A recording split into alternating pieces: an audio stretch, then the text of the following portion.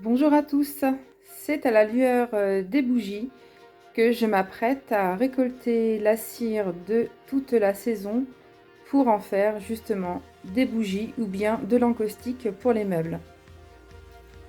Donc comme vous le savez, je travaille souvent dans l'urgence, voire tard, le soir parce que le matin c'est plutôt consacré aux tâches du quotidien, aux animaux. L'après-midi c'est davantage orienté vers les enfants. Et donc en fait il me reste plus que le soir souvent pour faire des petits travaux de ce genre. Donc ça c'est toute la cire que j'ai pu récupérer dans la saison. Donc il y a aussi bien des cadres. Donc celui-ci je le retire parce qu'il n'est pas très joli. Et j'ai des traces de teigne. Donc comme c'est pour faire des bougies, ça posera pas de problème. De toute façon, ce sera bouilli, donc plus de soucis. Tout ça, voilà, on a récupéré plein de choses, hein, des petites. Hop, on a tout ça aussi. Donc ça, voilà. Il y a un peu de tout. Hein. Il y a vraiment un peu de tout. Il y en a là. Il y en a là. J'ai tout ça aussi dans ce sac que j'ai fermé parce que je voulais pas que... En fait, c'est des choses que j'ai récupérées cet été aussi et je voulais pas que ce soit trop abîmé par les teignes. Donc du coup, j'en ai protégé rapidement.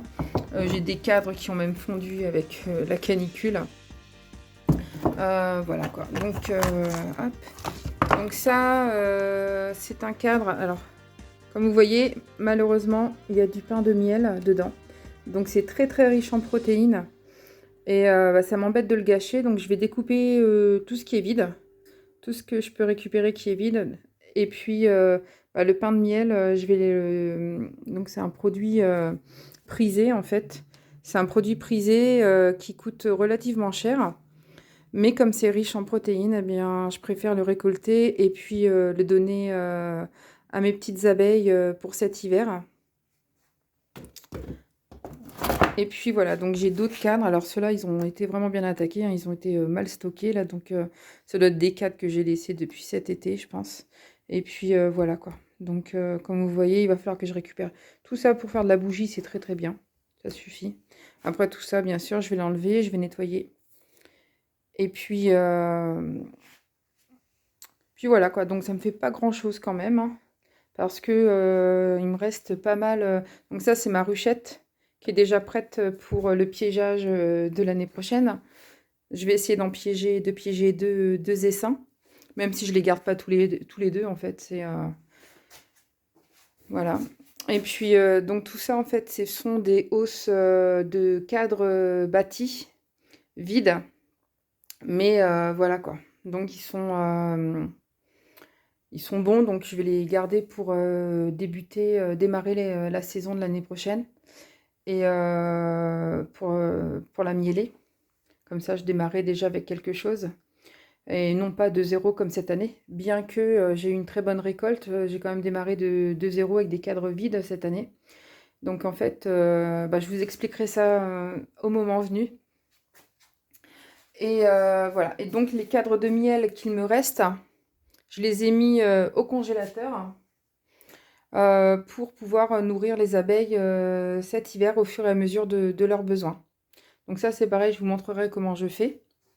Ça permet que, en fait, elles soient nourries avec leur propre miel, sachant que j'ai réduit la taille des corps. J'ai retiré des cadres pour réduire la taille des corps de manière à ce qu'elles soient plus resserrées, qu'elles aient chaud cet hiver. De ce fait, j'ai dû retirer des cadres de miel parce qu'elles ont vraiment fait d'énormes réserves cette année. Et plutôt que de les garder pour nous, parce que nous, on a vraiment suffisamment, je préfère leur laisser pareil pour l'hiver et au moins elles se nourrissent avec des produits naturels. Donc revenons à nos moutons. Je vais passer à l'extraction de la cire. Donc dans un premier temps, je vais déjà remplir cette cocotte d'eau. Donc c'est ma cocotte qui me sert à tout en fait, ma stérilisation, ma cire, à tout. Il m'en faudrait même une deuxième parce que la pauvre, elle prend cher quoi. Elle va aussi bien sur le feu de bois que sur le fourneau. Mais voilà, quoi, elle est super, super costaud. Mais il m'en faudrait une deuxième. Parce qu'on fait tout avec. Et puis,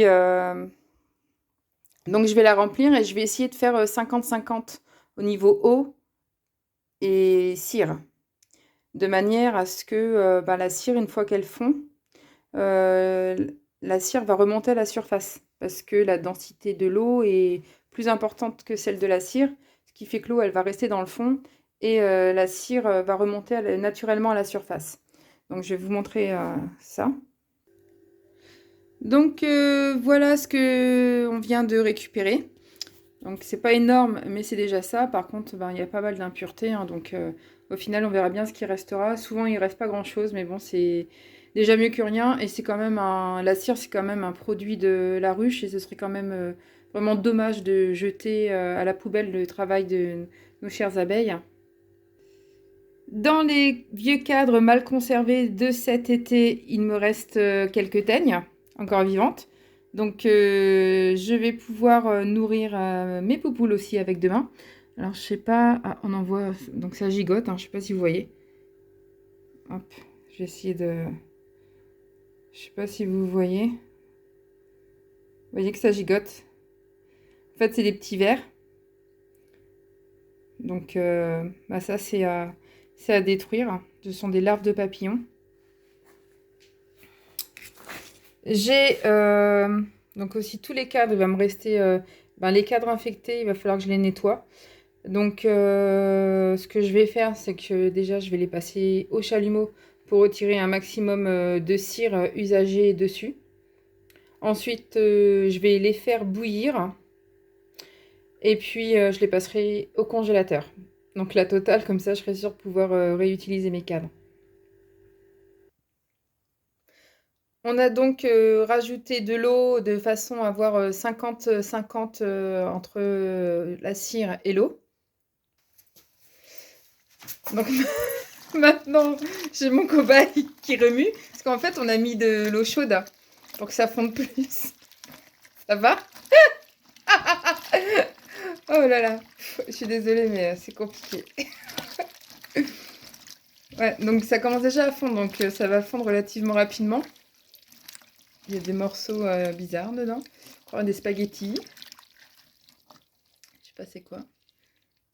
Ah non, ça doit être des bouts de cire, Ouais. tu sais, qui étaient restés collés sur de la Ouais, première fonte. ouais.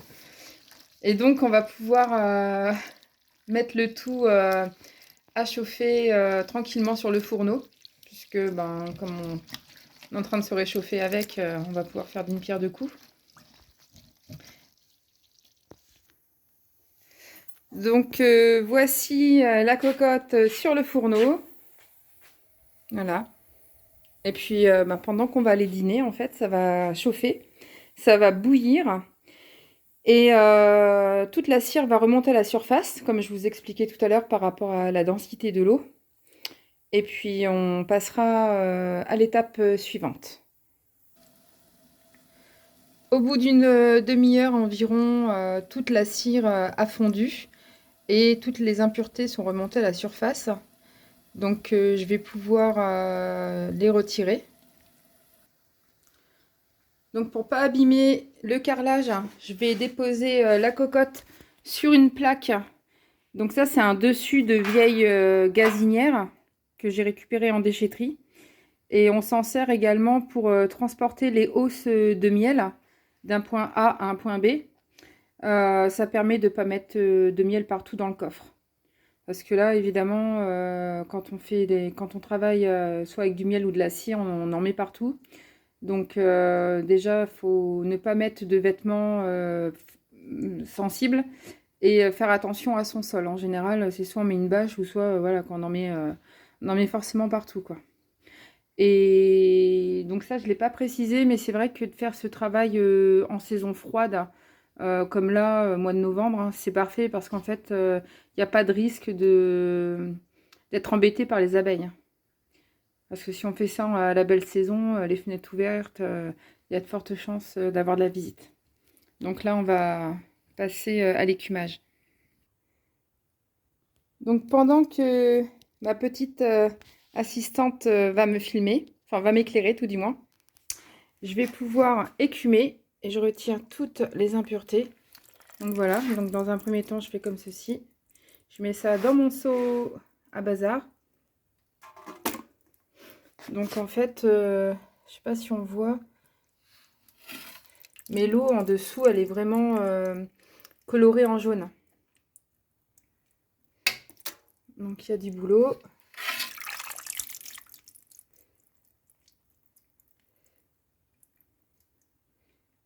Donc après, je vais poser le téléphone pour pouvoir faire ça correctement et presser ce qu'il y a dans l'écumoire en fait, et de manière à récupérer un maximum d'eau. Donc hop, je termine ça et je vous montre ensuite. Donc l'idéal quand on peut être deux, c'est de faire ainsi. Donc du coup, excuse-moi, ça va. Je viens de péter le genou. Donc en fait, je récupère comme ça, hop, je mets dans la passoire. Vas-y, monte s'il te plaît. Tu tiens bien parce que je vais appuyer dessus sur la passoire. Donc après, hop, on presse. Donc vous voyez, il y a plein d'eau avec de la cire en fait qui s'écoule. Ça retombe direct dans la casserole. Et soit vous faites comme ça, ou soit vous mettez la passoire au-dessus d'un seau propre. Et en fait, comme c'est une passoire en métal, ce qui est pratique, c'est que pour le nettoyage, on va retirer le plus gros. Et puis, par contre, là, je vois rien que la lampe, s'il te plaît. Merci. Et puis, du coup, on va pouvoir passer un coup de chalumeau pour la nettoyer correctement dans les petits trous. Donc, c'est vrai qu'avoir une passoire en métal, c'est bien pratique. J'ai un filtre à maille en métal aussi. Mais ça, c'est pour la prochaine filtration, les toutes petites particules. Donc là, pour tout ce qui est retirer le plus grossier, c'est bien pratique d'avoir une passoire en métal.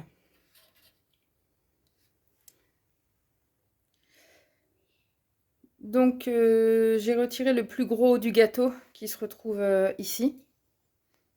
Voilà. Et maintenant, pour filtrer les dernières impuretés plus fines, donc j'ai monté ça comme ça. Donc voilà, en fait, c'est simplement ma passoire. Donc, hop, ma passoire dans une couscoussière, pareil. Et j'ai ajouté un bas, en fait, tout simplement. Donc, c'est pas évident à mettre.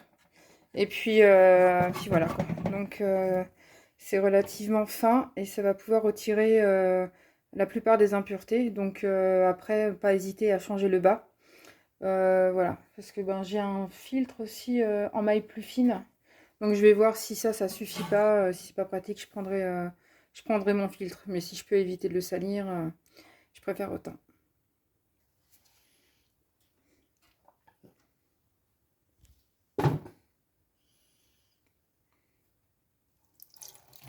Mais vas-y Franco, celui-là tu mets tout à côté.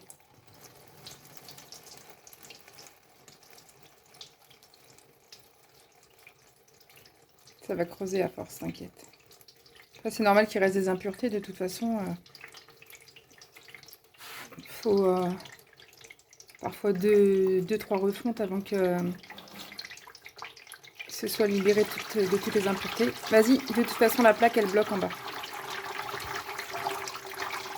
Donc je me prends pas un coup de cire chaude dans la tronche, ça va.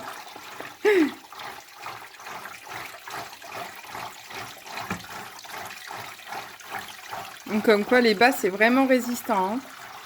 Donc il n'y a pas d'excuse de les filer. Et les filles, si vous n'avez pas de bas pour filtrer votre cire, eh ben, imposez-vous de vous mettre en robe ou en jupe au moins une fois dans l'année pour en avoir au moment de la filtration de la cire.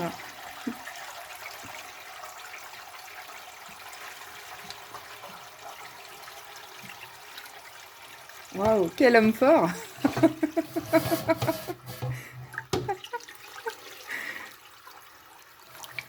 Ouais, Je vais relancer tout de suite. super. Donc,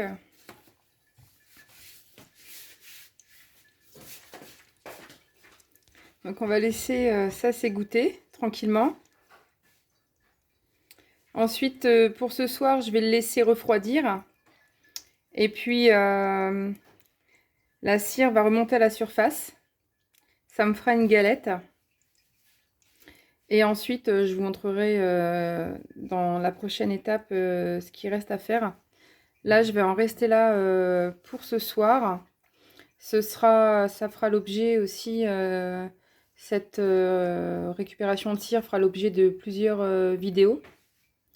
Et tout sera classé dans une playlist, comme d'habitude. Donc ça permettra de suivre toutes les étapes en plusieurs fois. Donc là, c'était vraiment l'étape de la première filtration de la cire, de la récupération.